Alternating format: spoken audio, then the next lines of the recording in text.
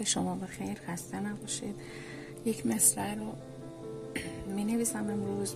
مرا خود با تو چیزی در میان هست. مرا رو اینجا یکی از شکل‌هایی که میتونیم بنویسیم اینه که متصل بنویسیمش. برای این کار از 2/3 قلم استفاده میکنیم، یه مقدار با شیب به سمت بالا و برمیگردیم.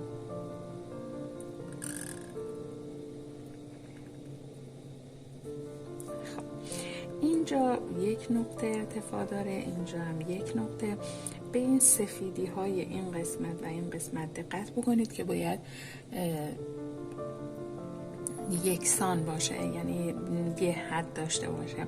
یعنی ما خیلی جلو نمیریم و خیلی فاصله نمیگیریم از برای نوشتن را. الف هم جایی خارج میشیم که یه نقطه خیلی ریز، این که این گردی های کوچیکی که میکشم یعنی از نصف نقطه هم کمتره. خب خود، برای نوشتن خود سرکش خ و داخل میایم صاف.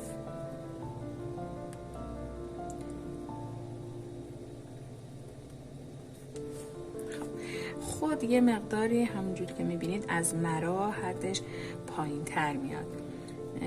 خب ما خود و با رو اینجا میتونیم به همدیگه وصلشون بکنیم. تو یه الف کوچیک و کمی جلو میایم، واو بهش وصل میشه. حالا من اینجا چیزی رو چون وسط جمله هست میخوام بکشمش.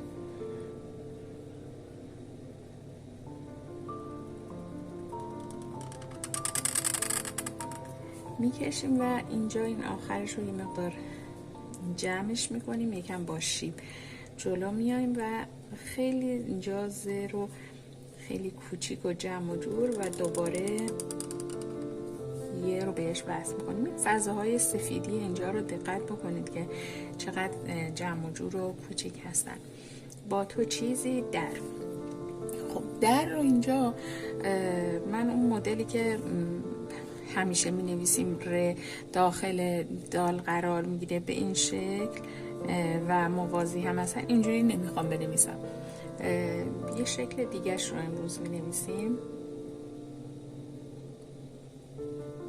این ده،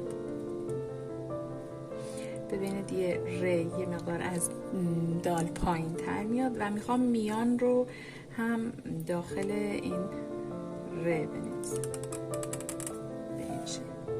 در میان نون و هست رو کشیده روی هم می نویسم.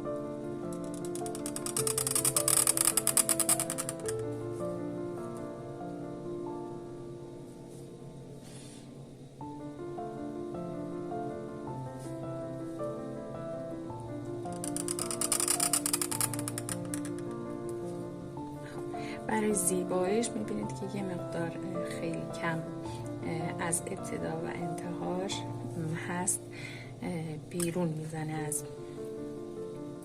نون. خب نقطه هاش هم گذاشتم، انشالله تمرین بکنید.